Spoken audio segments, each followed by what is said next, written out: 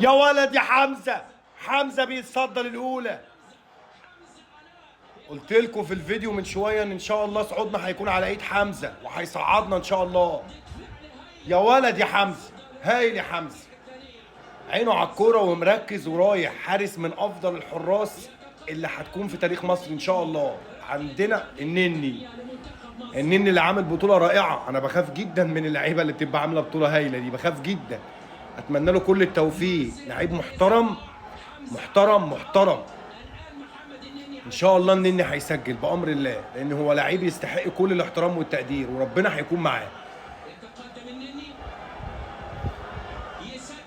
يا ولد يا نني يا عالمي، اقسم بالله عالمي، اقسم بالله عالمي. النني عالمي وحمزه علاء عالمي ومنتخبنا كله عالمي، وان شاء الله احنا في قبل النهائي ان شاء الله. يلا يا حمزه، ان شاء الله هتجيب، ان شاء الله هتجيب يا حمزه. ماشي ماشي، هنعوض يا حمزه ان شاء الله. لاعبتنا تفضل مركزه ان شاء الله. هنسجل كل الركلات وهنكسب بالتصدي بتاع حمزه في الركله الثانيه. تاني تقول لي تكره ايه في حياتك؟ اقول لك ان يبقى لعيب نازل بديل في نهايه المباراه داخل يسدد، وتسالني يعني ايه اكتر حاجه بكرهها كراجل انا اشول اساسا؟ ان الاشول يخش يسدد. ربنا يستر. كريم الدبيس ان شاء الله يكون مركز، وان شاء الله يعني ربنا يكافئه ويسجل ويفرحنا بامر الله. يا رب يا رب. يا ولد يا كريم يا دبيس يا ابن اللعيبه، يا ابن اللعيبه. يلا حمزه، واحده كمان يا حمزه، واحده كمان. الراجل اللي داخل متعالى على الكوره ده، واحده كمان. اللي متعالى على الكوره ده ان شاء الله هتشيل منه. حمزه.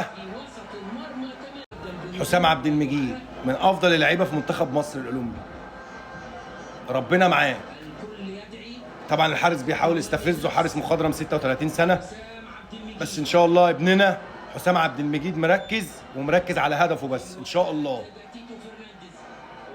ان شاء الله ربنا معاك يا عبد المجيد.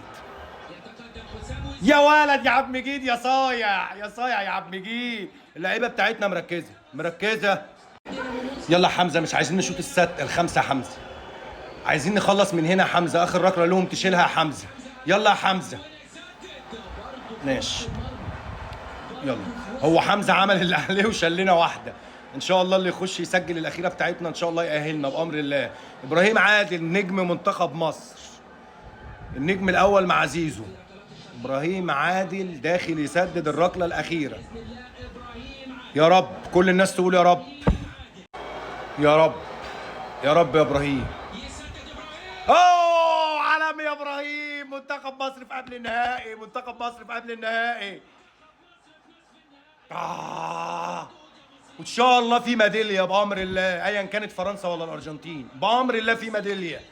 منتخب مصر الى قبل النهائي بنجومه حمزه علاء، زيزو، النني، كل اللعيبه، مش عايز انسى حد. ابراهيم عادل النجم الكبير. ان شاء الله في ميداليه بامر الله. المنتخب ده يستحق ميداليه، كل اللعيبه تستحق الشكر والتقدير، كل الجهاز الفني، كل الجهاز الاداري، كل الجهاز المعاون. قلت لكم حمزه هيصعدنا بواحده، والحمد لله ربنا حقق حلمنا، وان شاء الله في ميداليه بامر الله.